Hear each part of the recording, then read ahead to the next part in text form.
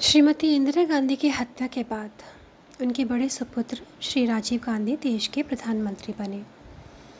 लेकिन तभी देश में इंदिरा गांधी की हत्या की तीव्र प्रतिक्रिया भी हुई। देश की राजधानी दिल्ली में और अन्य स्थानों पर सिखों के विरुद्ध दंगे भड़क उठे और इन दंगों में सैकड़ों निर्दोष सिख मारे गए और उनकी संपत्तियों को भी क्षति पहुंचाई गई। इसके बाद धीरे धीरे देश में शांति स्थापित हो रही थी। कांग्रेस सरकार में श्री वीपी सिंह जी शामिल हो गए। तब उन्होंने बोफोर्स तोप की खरीद का मुद्दा उठाया और उसकी खरीद में रिश्वत लेने का आरोप लगाया तथा इसका बहुत प्रचार भी किया। सरकार की अवधि पूर्ण होने पर देश में संसदीय चुनाव हुए और जनता दल के नेता के रूप में श्री वीपी सिंह ने सरकार बनाई, लेकिन ये सरकार शीघ्र ही गिर गई। फिर श्री चंद्रशेखर ने कांग्रेस के समर्थन में सरकार बनाई, लेकिन यह सरकार भी शीघ्र गिर गई क्योंकि कांग्रेस पार्टी ने उनसे अपना समर्थन वापस ले लिया था।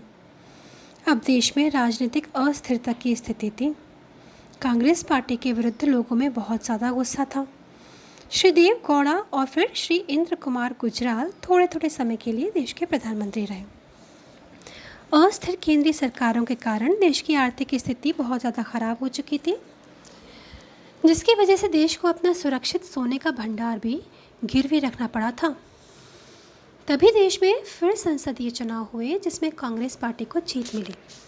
इससे पूर्व तमिलनाडु की एक जनसभा में श्री राजीव गांधी जी की हत्या कर दी गई और श्री पीवी नरसिम्हा राव को कांग्रेस पार्टी की ओर से देश का प्रधानमंत्री बनाया गया।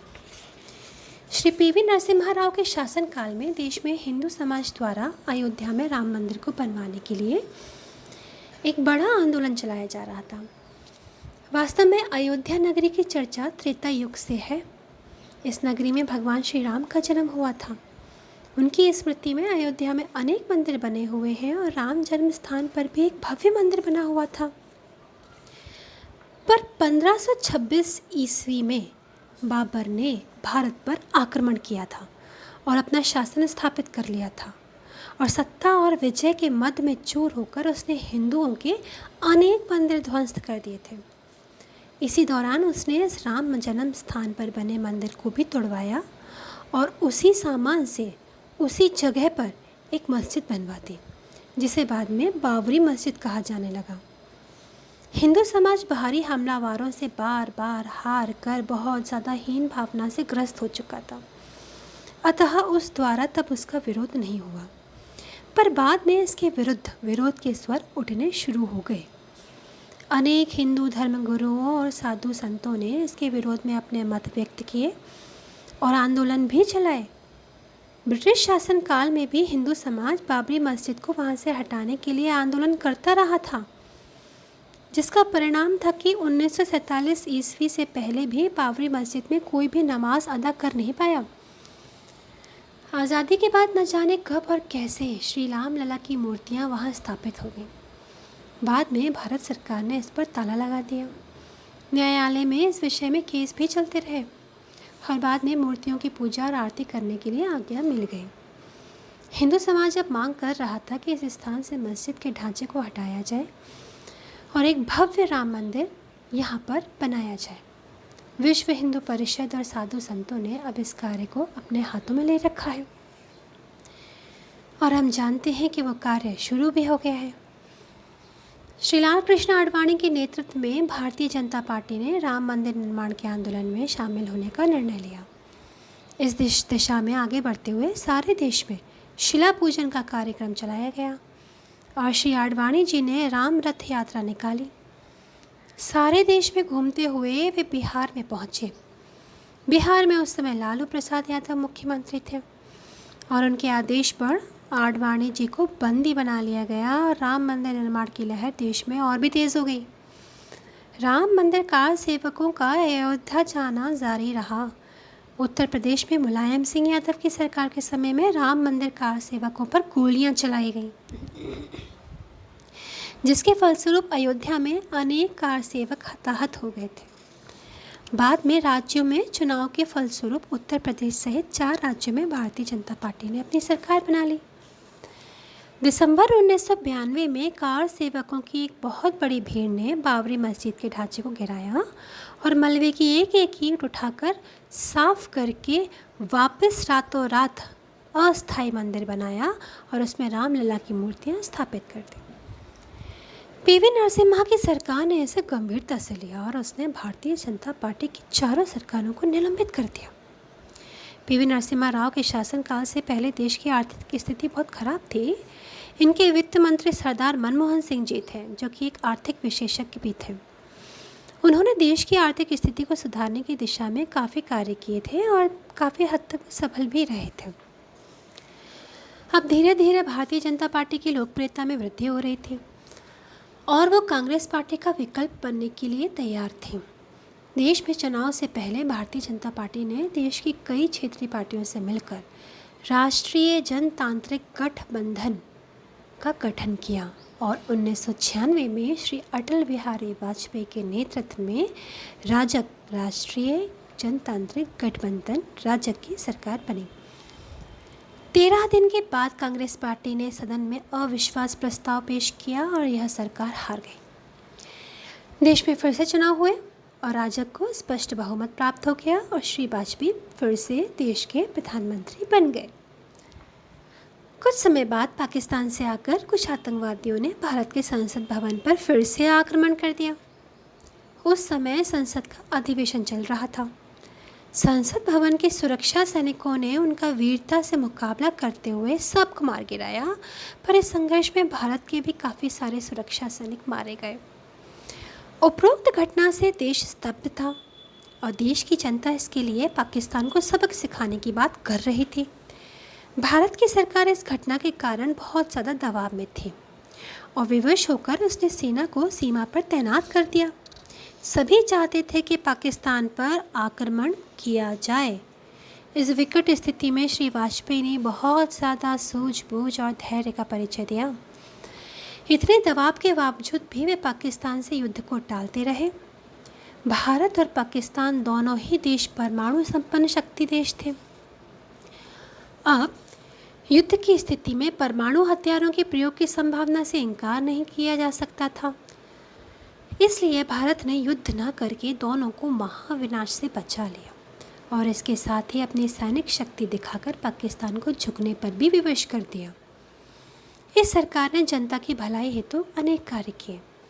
उस समय के खाद्य मंत्री डॉक्टर शांता कुमार के कहने पर श्री वाजपेयी ने गरीबी रेखा से नीचे रहने वाले लोगों के लिए एक योजना बनाई, जिसके अधीन उन्हें 2 रुपये प्रति किलोग्राम गेहूँ और तकरीबन 3 रुपये प्रति किलोग्राम चावल देना स्वीकार किया गया। यह योजना अब भी जारी है और इससे करोड़ों गरीब लोग लाभ उठा रहे हैं। इस योजना के लागू होने के कारण गोदामों में आवश्यकता से अधिक पड़ा हुआ अनाज खराब होने से बचकर अति गरीब लोगों के काम में आने लगा। उस समय ऐसा लगता था कि भारत के बुरे दिन बीत गए और भारत चमक रहा है।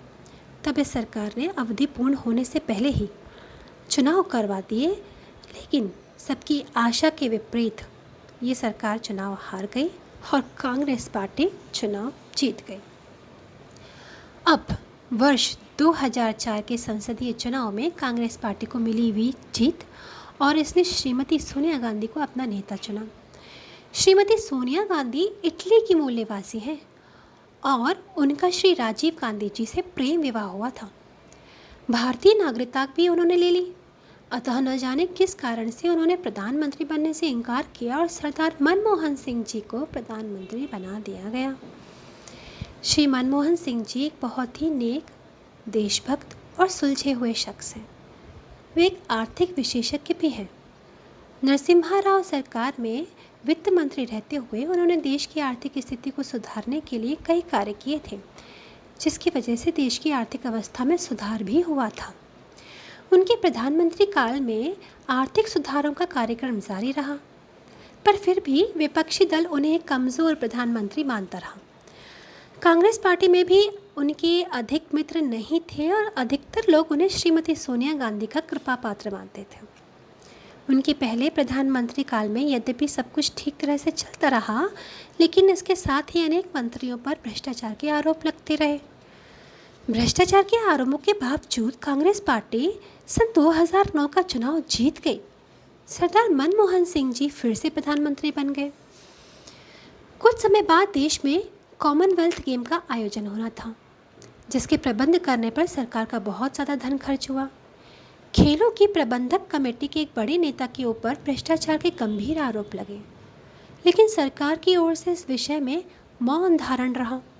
भ्रष्टाचार के आरोप लगने का क्रम थम ही नहीं रहा था, लेकिन सरकार चुप रह रही थी। इस सब के कारण जनता में कांग्रेस की प्रतिष्ठा तेजी से गिर गई। उसी समय महाराष्ट्र के एक बुजुर्ग नेता श्री अन्ना हजारे ने भ्रष्टाचार के विरुद्ध अपना आंदोलन शुरू किया। भ्रष्टाचार रोकने के लिए उन्होंने केंद्र और राज्यों में लोकपाल नियुक्त करने की मांग की। इस आंदोलन को जनता का भरपूर सहयोग और समर्थन मिला। देश की राजधानी दिल्ली में इस विषय में एक बहुत बड़ी रैली का आयोजन किया गया। सभी विपक्षी दलों ने भी इस आंदोलन का समर्थन किया।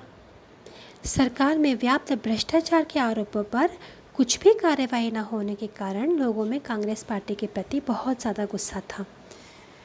इन्हीं परिस्थितियों में सन 2014 में देश में संसदीय चुनाव हुए। भारतीय जनता पार्टी ने गुजरात के तब के मुख्यमंत्री श्री नरेंद्र मोदी को चुनाव में प्रधानमंत्री पद के उम्मीदवार के रूप में पेश किया। यद्यपि उस समय इस पार्टी में इस निर्णय के विरुद्ध विरोध के स्वर उभरे, लेकिन बाद में सभी इस निर्णय से सहमत हो गए। यद्यपि इस निर्णय के विरोध में बिहार से श्री नीतीश कुमार गठबंधन से अलग हो गए। वर्ष 2014 के चुनाव में राजग गठबंधन पूर्ण बहुमत के साथ विजयी हुआ और ऐसे लगभग 320 सीटें प्राप्त हुईं। भारतीय जनता पार्टी को अकेले ही 282 सीटों पर जीत मिली और राष्ट्रीय जनतांत्रिक गठबंधन की सरकार पूर्ण बहुमत के साथ केंद्र में बन गई।